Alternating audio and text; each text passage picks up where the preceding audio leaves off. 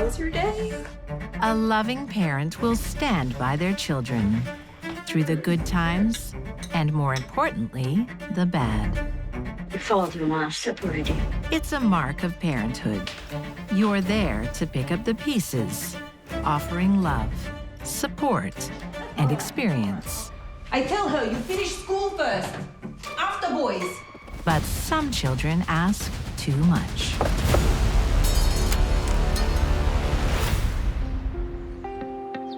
Independence, Kentucky, 2006. You like some more? Yeah. There you go. She's all grown up. Family reunions. But 28-year-old Paige Conley still wants her mother's undivided attention. It's so lovely to have you all together. She won't share Mom Carlene with anyone, not even her own sisters. If Mom and I were out for any length of time, Paige would call constantly. You know, where's this? I need that. You know, why aren't you here? I need you to take care of this for me. I need money. Paige is blessed with brains and beauty, but lacking in other ways. Oh, they're gorgeous. My sister Paige, even at a very young age, was sort of an odd duck. Paige. Isn't my fault. Paige, don't. Very intelligent, almost scary intelligent, if that's possible. But socially, just sort of awkward. Other children didn't gravitate towards her. She wasn't very likable. By the age of 16, Paige is a troubled soul. Paige started hanging out with unsavory kids. She found herself a new boyfriend who was big into drugs. She was kind of going wild at this point. Paige becomes a regular guest at the local police station. But her divorcee mother, Carlene, is always there to bail her out. My mother, Carlene Conley, was just about the nicest, sweetest lady you'd ever meet. Drinking, drugs. It's the divorce, isn't it? And her mother blames herself, you know, because she comes from a broken home. You're the one who ditched. I personally feel like my sister used my parents' divorce as an excuse to run wild. Honey, I'm home. I got that prescription you needed. Rather than take responsibility for her bad behavior, Paige self-diagnoses a mental illness. She was claiming to have various psychological issues, probably more in an attention-seeking manner that we could tell. What are you doing? Do you really need so many? Yes, Mom, I do, because I'm sick. I have a mental illness, remember? And whose fault is that? Mom? But not every doctor believes her. Our family doctor basically fired her, and then she began to shop for doctors. Hi, Mrs. B. Hello, Paige. Can I use your bathroom? Oh, is something wrong with yours? No. And when the doctors don't deliver, there's the neighbors. Sure. I guess that's fine. She would go into their house, combing through their medicine cabinets, looking for medications that they had.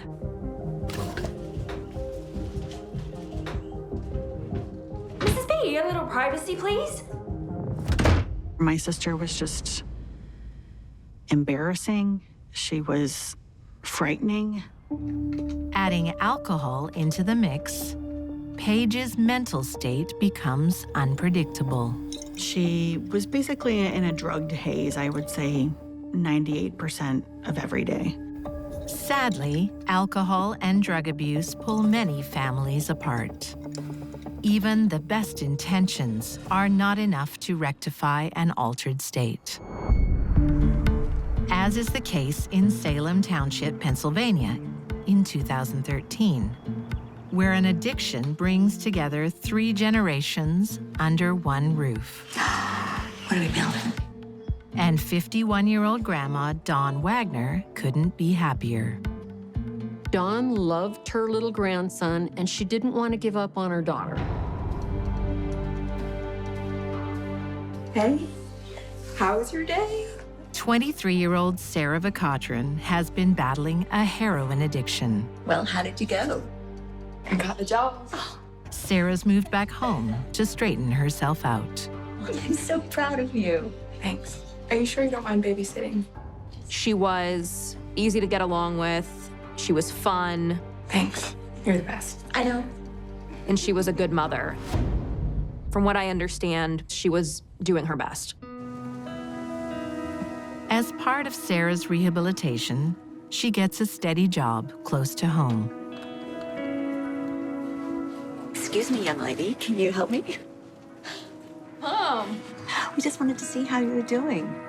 I'm good. It's going really good. I think Dawn wanted her daughter to continue living with her, You better buy something. not only because that was her daughter, but also because she loved her grandson very much. But Sarah's new life isn't really what it seems. She hasn't quite let go of her past. Even though everything was looking bright in terms of what her future could be, drugs really got a hold of her. Have a nice day.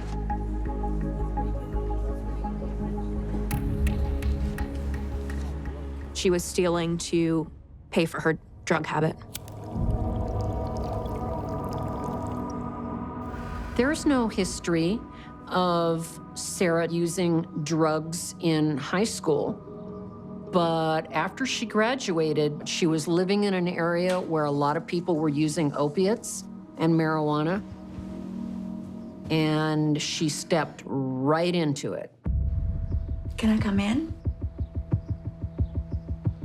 Although Sarah has stopped using heroin, she's not coping Oh, Sarah, and relies on an old friend. you promised. Mom, it's just a bit of dope. No. Not in my house. No drugs. I mean it.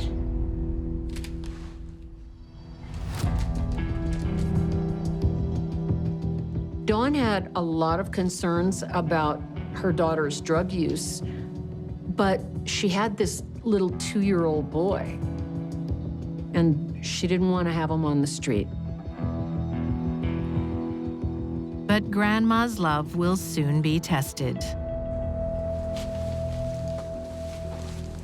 Sarah, I'm gonna need you to open your bag. I've been watching you all day. Come on. Sarah's caught stealing at her new job and only narrowly misses jail time. The managers there decided not to move forward with charges Do you want to run upstairs and watch some TV? I'll see you soon. if she paid the money back, which she did. Daughter Sarah's been released on bail into your care. I know the drill officer. Thanks for bringing her home. Thanks. It was a lucky break for Sarah for sure.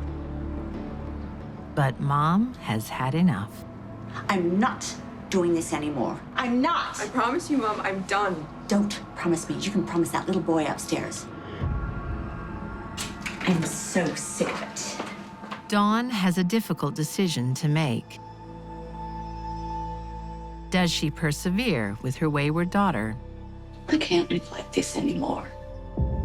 or give up? Dawn really struggled with her daughter's addiction. She was torn. I think I'm gonna have to ask her to leave. After Sarah got caught by the police for shoplifting, Dawn was so frustrated, she thought Sarah should leave. No, but not now, after the holidays. It's a heartbreaking decision for any mother. And in Independence, Kentucky, it's one Carlene Conley doesn't want to make. She's determined to support her daughter Paige, but it comes at a price. It grew from more or less pushing and shoving and hitting to beating. She became more violent, more abusive, more angry. For years, Carlene deals with her troubled daughter Paige on her own. But in 2008, she finally reaches out to her family for help. Mom called me and she was hysterical, crying. And she says, I need you to come over here. She keeps hitting me and I can't make her stop. They rush over there and what do they find? Mom! What are you doing here? I'm here to help Mom. They find the mother locked in the bedroom, and they find Paige, knife in hand, gouging out a piece of wood in the kitchen. Why didn't you tell me? Because you would have put her in prison. Exactly. She was bruised, battered, big chunks of her hair being pulled out. Carlene won't press charges. Paige is assessed for mental illness, but released the next day and heads straight back to Mom's. When I found out that Paige was back in the house, I called Mom and she started crying and she just said in this really sad voice, you know, what do you want me to do? She's like, my child. I can't not take care of my child and she has no one else. I don't know what kind of evil magic she worked on my mom, but Mom could not let her go. On March 14th, 2015, Carlene will celebrate a double birthday for her grandson and her daughter. My son and Paige's birthdays are a day apart, and typically we celebrate them together. Mom, you're spoiling him. What's on the menu for the double birthday dinner? Lasagna, I think. But Paige's involvement creates drama. Paige wouldn't make up her mind, so I've made Robert's favorite. This is very typical Paige. She won't tell you what she wants, but then she'll be angry with whatever you produce. How is she? She'll be fine. Tomorrow, there will be no party. What's this? Lasagna? Are you serious? As ridiculous as that seems, I really think that what set Paige off was the fact that she wasn't getting her way. It's for tomorrow night.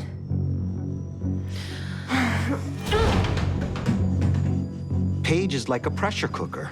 And this pressure cooker here, it's not blowing steam anymore. She's just building up inside. And sooner or later, the lid's gonna blow off.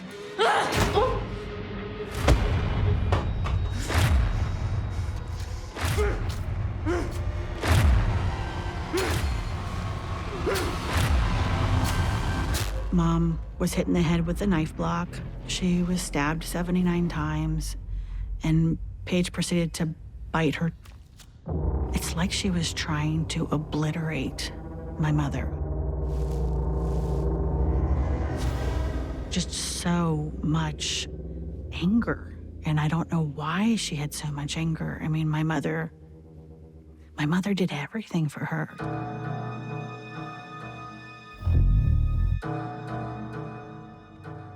Please hurry, someone's killed my mom. The most shocking thing, I think, is one of the officers mentioned that when Paige answered the door, her whole face was covered with blood, but it was my mother's blood because she'd been biting her. For the police, the only thing as shocking as the crime scene is Paige's explanation. There was these, two girls, and they were trick-or-treating. They were trick-or-treating, they came in the house, and they killed my mother. But here's the problem with that. It's nowhere near Halloween. When the police go house to house looking for other witnesses, there are none. And no sign of a break-in. It doesn't take Sherlock Holmes here to figure out what happened. Because you have no forced entry into the house, you have the mother dead on the floor, and you have Paige covered in blood. It was very obvious that Paige was on the attack. She was on a rampage. A mother's love and loyalty cost Carlene her life. I think had she taken steps to protect herself, Paige would never had the chance to kill her mother. When the victim of domestic violence doesn't take the necessary steps to put distance between themselves and the perpetrator of the domestic violence, oftentimes they end up dead.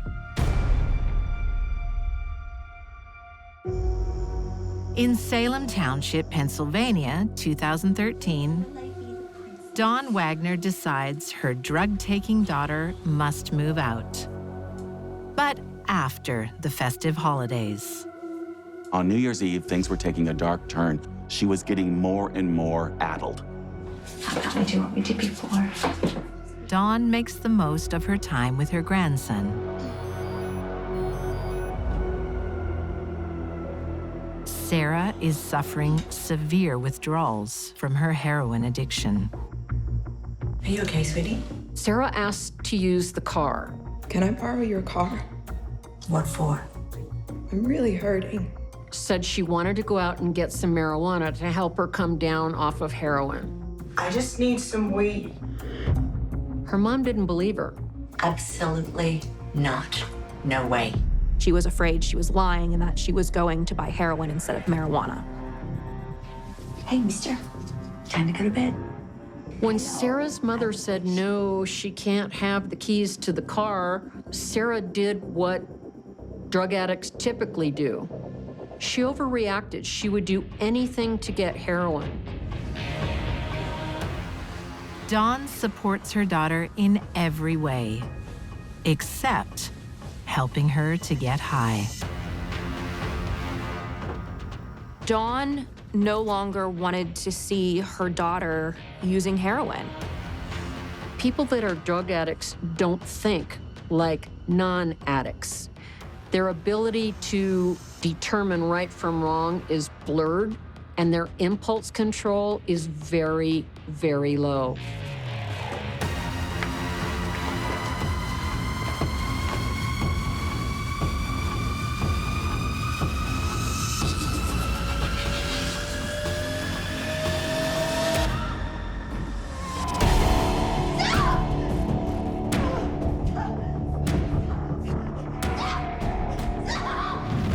Sarah was in a rage. Sarah couldn't stop herself.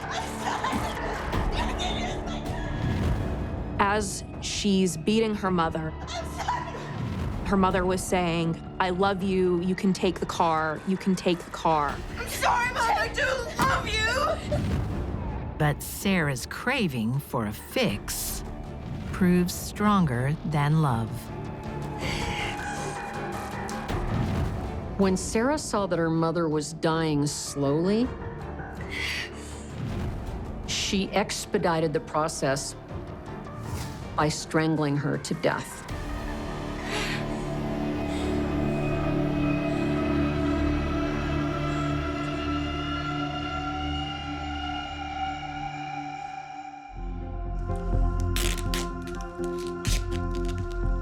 Once Dawn is dead, Sarah drags her body into the bathroom.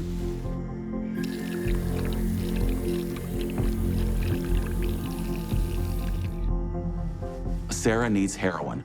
That's all she wants. It doesn't matter that she killed her mother. At that point, the only thing on her mind was getting money, getting the car, and getting drugs. So she goes to a drug dealer and buys a brick of heroin. With her mother no longer around to stop her, Sarah heads to a nearby motel to binge.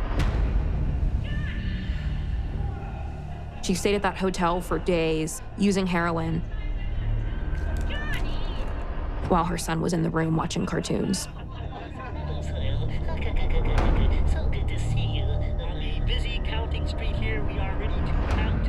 She is so far gone at this point that it's unimaginable that she'd be able to even care for that child. Sarah's descent into hell pushes her to take more risks. Desperate for money to buy more heroin, she goes to the local bank. Yes, ma'am. What can I do for you? Can you help me with this, please?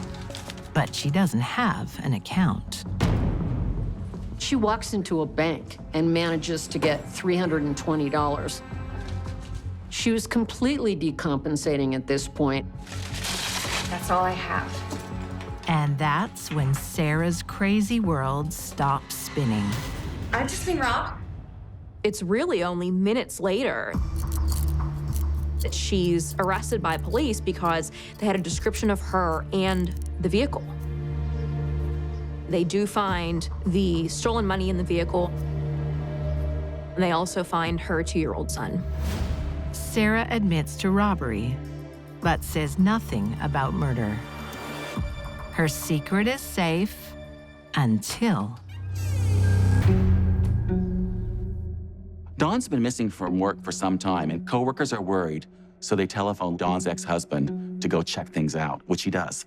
He immediately calls 911. When her ex-husband reports that Dawn's daughter and grandson are missing, police have to look no further than their prison cell. Eventually, Sarah provides them with a 50-minute taped confession at the state police barracks. Sarah was able to explain very clearly to the police, not only, yes, I killed my mother, but explained why. I was dope sick. I didn't want to feel that way anymore. In 2016, Sarah Vicotrin pleads guilty to first-degree murder. She is sentenced to life with no possibility of parole. When she got off drugs, she was remorseful. She was very sorry and wished she hadn't done it. When Sarah's stone-cold sober, she takes responsibility for her heartless crime.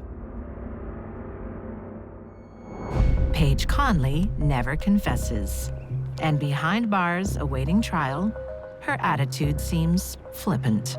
I know who did it. What, really? Paige in the kitchen with a knife.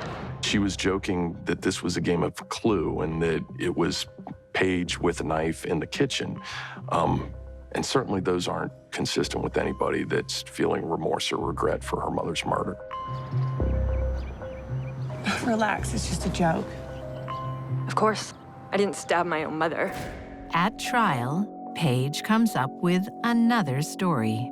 So Paige testifies in her own defense saying, her mother hit her in the head, and after that, I don't remember anything. She would never admit to specifically stabbing her mother. We had recorded phone calls from when she was incarcerated in the jail prior to trial, and she's talking to her boyfriend and making statements joking about faking the mental health diagnosis. In 2017, Paige Conley is convicted of first-degree murder. She is sentenced to 27 years in prison. I think the jury saw through any claims of self-defense or any other excuse Paige had other than she wanted her mother dead. She was angry at her mother and she was taking that anger out. 2 years later, Paige's conviction is overturned on the grounds she didn't receive a fair mental health evaluation. But there's no retrial.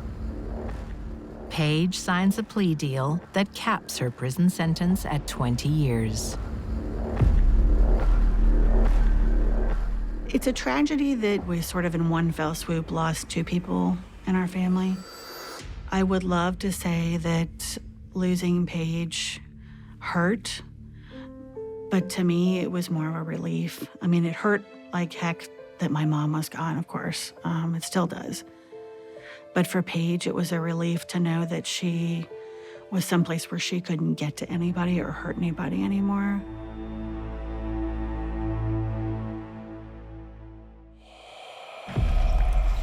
Most parents are proud to leave something to the next generation. A good name, property, and of course, cash. $175,000. For a financial inheritance, children must wait for that terrible day their parents pass. He's gone. Not everyone has the patience. In the leafy suburbs of Brisbane on the east coast of Australia in 2015, Macedonian immigrant Radika Zafirovska is determined to give her daughter Simona every opportunity. Radika worked as a cleaner to support Simona. Simona really was the apple of her mother's eye. She was quite spoiled. Simona. What? I do this all day, every day. So you don't have to, my beautiful girl. Radhika was the classic example of an immigrant from Eastern Europe going to a first world country and devoting everything, time, energy, and money to their children. Cleaning jobs helped the single mom put the 19-year-old Simona through university to ensure a bright future. She was studying full-time to be a teacher at a local university. Radhika's motivation for everything she did was to ensure that Simona had all the things that she may not have had. But there are some things a mother can't give a young woman. Romance. On a holiday back to their homeland, Simona begins to lose focus on her studies. Cheers. Cheers. Simona had completed 1 year of her university studies, but on one of her trips back to Macedonia, she met an older man and fell in love. What can you see in the cloud? A rabbit. What can you see? A bird. There was a large age discrepancy between them. This gentleman in Macedonia was in his late 30s. I could stay here forever. Best idea you've had yet?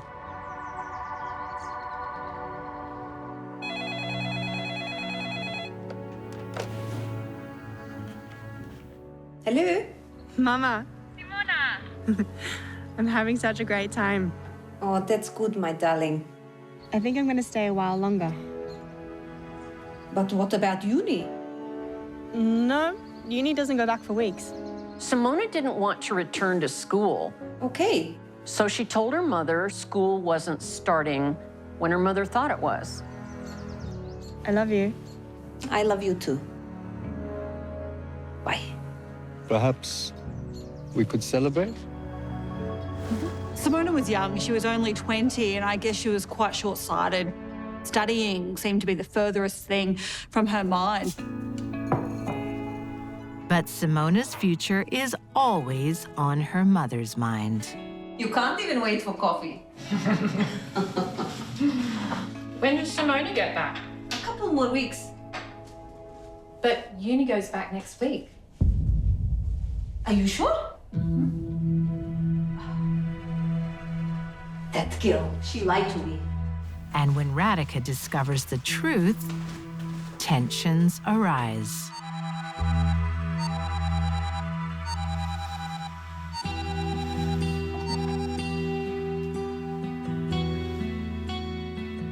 Mama? You lied to me, Simona? Mama, please. You come home now, or there's no more money, okay? Please. Her mother demanded that Simona return to Australia and resume her studies. Now I said, Simona. If she didn't, her mother said she would cut her off financially. I think she met a boy. No. I tell her, you finish school first. After boys. Simona obeys her mother and returns home. But the mother-daughter bond is strained. This relationship between them, this really close relationship, became quite tense and quite rocky. Radhika didn't want her daughter to come back just because she wanted Simona with her. She wanted her daughter to come back so she wouldn't ruin her future.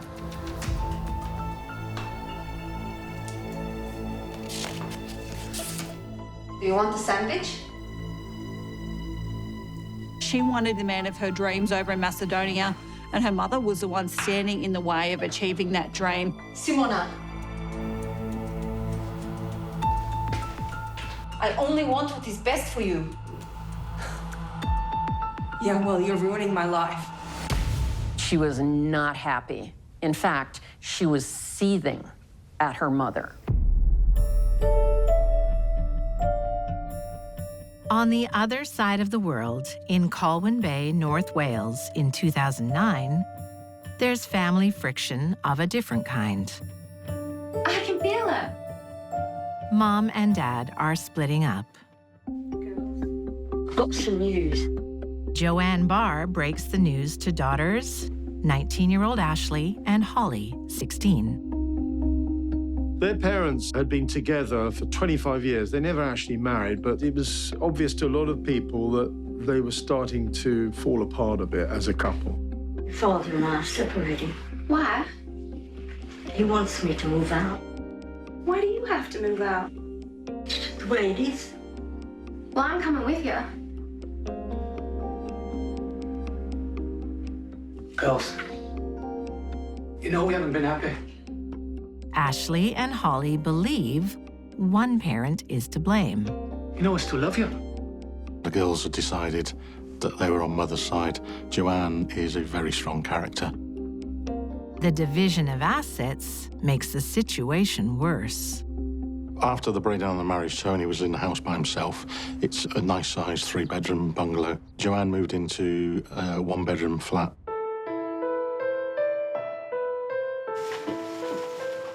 Mom Joanne takes her youngest daughter with her. This place is too small for both of you.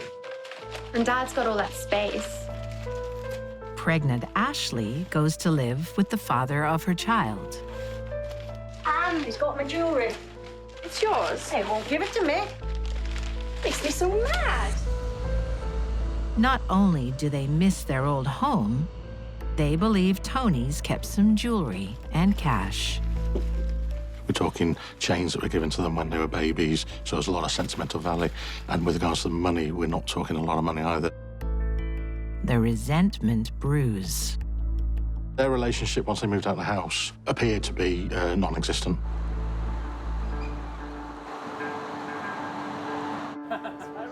I'm getting a call too. Holly! You never answer my calls! And on one notable occasion, she actually ignored her father in the center of town and walked straight past him. That's your dad? It means nothing to me. Dad can't seem to do anything right. She won't talk to me. Give it time, mate. Heartbroken, Tony leaves town for a while, hoping it will eventually blow over. But his house isn't empty for long. Ashley and Gordon and the baby had moved back into the house without permission. With her 20-year-old boyfriend, Gordon Harding, Ashley thinks it's an opportunity to reclaim the jewelry and steal the cash. But they're frustrated. They became almost obsessed and they exacerbated needing to know where this money was, where the jewelry was, whether he'd sold it, whether it was still in a safe. Could they get it back?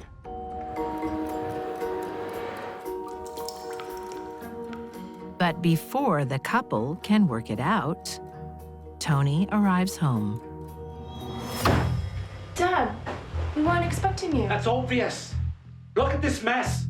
He found Ashley, Gordon, and the baby there, and the house was in an untidy state. It's nothing. Well, it is for me. He wasn't happy with that, and he basically told them if they were staying, they were going to have to keep the house tidier. You want to keep living here, you better start cleaning up. Now! Ashley faces being evicted and leaving empty-handed. Simona Zafirovska thinks her family home is the key to her future. Years earlier, before she remarried, Radhika transferred the title to her daughter. Radhika did that to protect the assets in the event of a subsequent divorce, and it turned out there was a divorce. The house was worth high 700s, 780,000, something like that. Financially, Simona holds the cards and plans to cash them in. I intend to rent out the house, so I want to know how much I can borrow.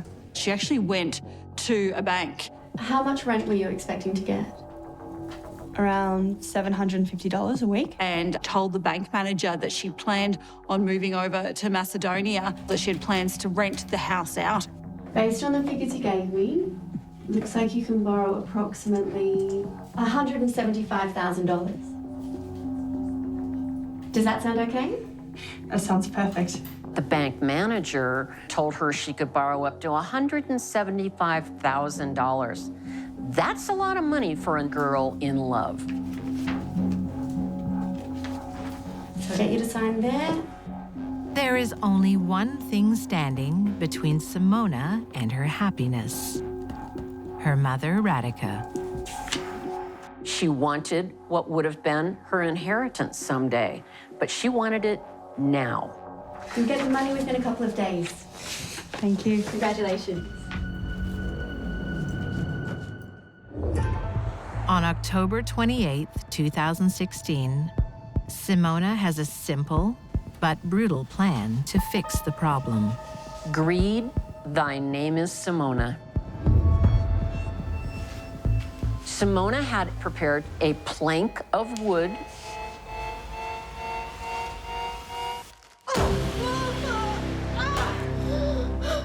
and she started beating her mother in the face and head. I suspect she thought that she would strike her once and that would be it. But then when there's a response, she's just continued and continued and continued. She hit her no less than 20 times.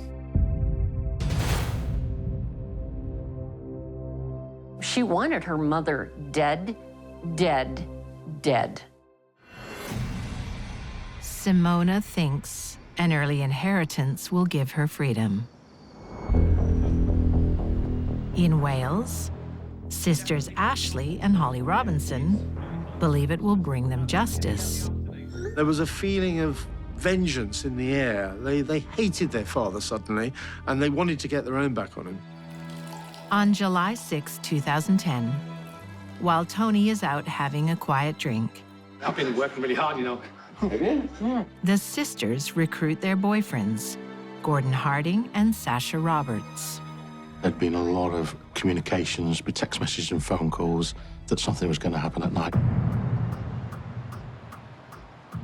We've got to do it. Gordon was a normal lad. He'd been brought up in a loving household. In police terms, he was clean. Sasha came from a nice family, but again, he was a nice lad. If you read the text messages, they were told how to come to the house as covertly as possible and not to open the gate to cause noise, and that once the lights were out, they were going to be let in. The girls no longer care only about what's in the safe. They want it all. Oh dear, you know, I've got to leave. I'll talk to you tomorrow. Yeah.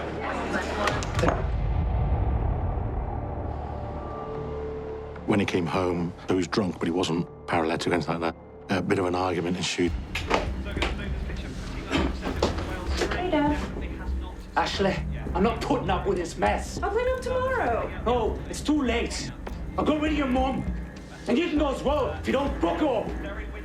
I'm going to bed. Tony went to bed as normal, obviously none the wiser that there was anything afoot.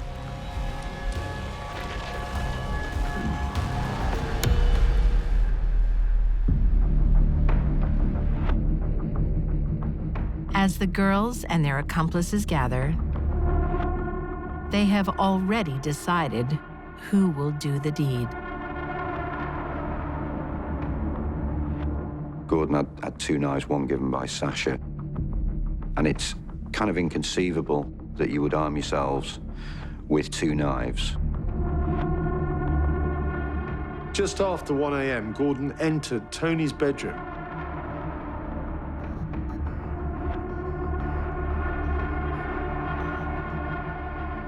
And ended up stabbing him 15 times. The wounds to Tony were significant. One of the wounds actually went through the top of the shoulder and came out his back.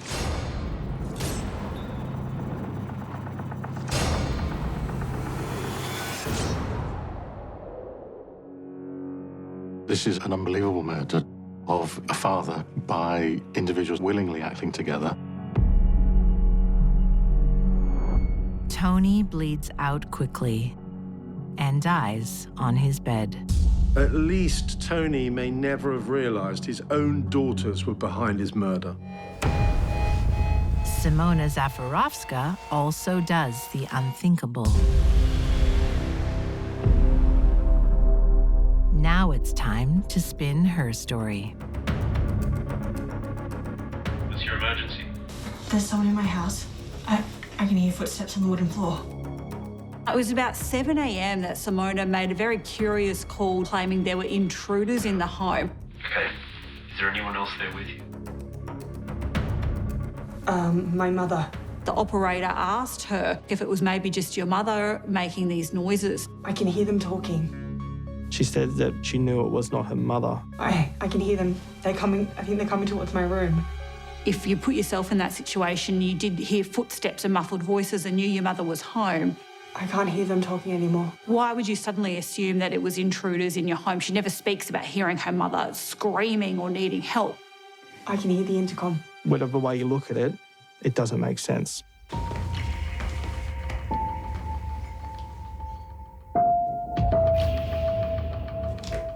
On arrival, the police find the horrific scene. It's the most violent murder I've ever seen. They've located Radhika with significant injuries to her face. Significant enough that they believe that it was a gunshot wound.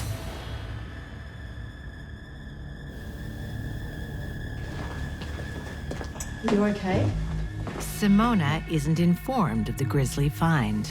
I heard noises from over there. So when first questioned, her behavior continues to arouse suspicion.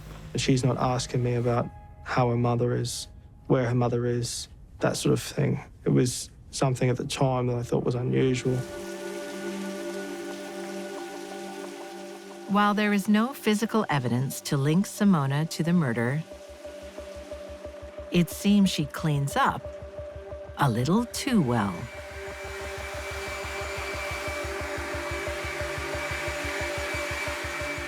Simona's appearance was unusual because her hair was particularly blow-dried and styled as if she was about to go out on a night out on the town. According to her version of events, she was asleep and then subsequently hiding under a blanket while intruders were in the house. And the crime scene looks staged. Simona tried to stage a crime scene, that there had been a home invasion. However, she left cash and jewelry untouched. But Simona's biggest mistake is where she hides the weapon.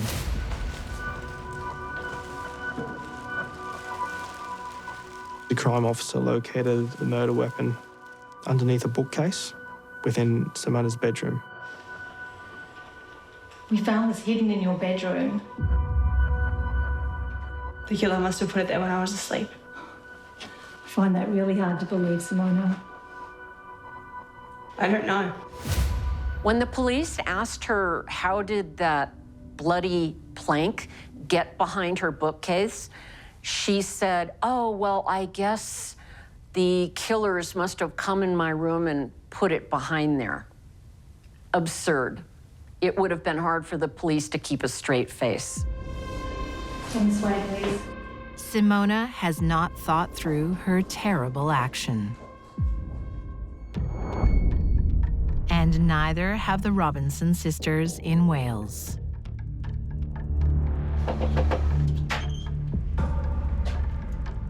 He's gone. When Mom Joanne finds out, she tries to rescue them with a story of her own. Joanne called the police and informed them that Tony had attacked them all. My ex-husband just attacked our daughter. And her boyfriend in self-defense killed him. And they'd had no choice but to defend themselves. Gordon admits to stabbing Tony, but only in self-defense. The trouble is, the evidence doesn't support the claim. Quite tellingly, he didn't have any injuries on him. And I defy anyone really to disarm someone with a knife without getting cut at least once. Police also noticed that nothing had been disturbed in the room, ornaments and other things, which gave the impression that there couldn't have been this huge fight which Gordon had claimed.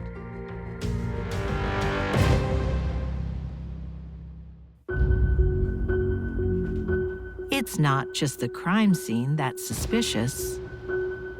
The killers leave a digital trail.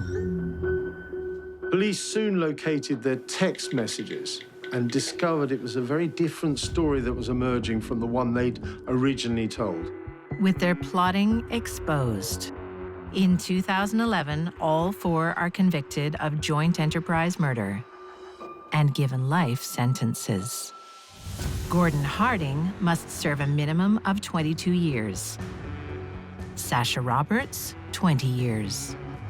Ashley Robinson also receives a minimum of 22 years. Sister Holly receives 18.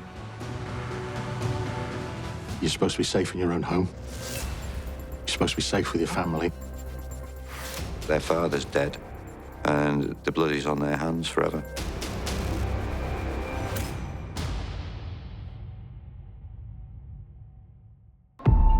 A mixture of resentment and greed tore not one, but two families apart. In 2019, Simona Zafirovska is convicted of her mother's murder and sentenced to life in prison with a non-parole period of 20 years. I don't believe Radhika would have ever suspected or thought that it could end up ending in such a horrific way for her. Simona decided, instead of taking her mother's advice, she would simply take her life. If Simona wanted only to be with this older man, she could have done that. She could have said, well, Mom, I'm not coming home. But that wasn't good enough for Simona. She wanted the money. This was a murder motivated by greed.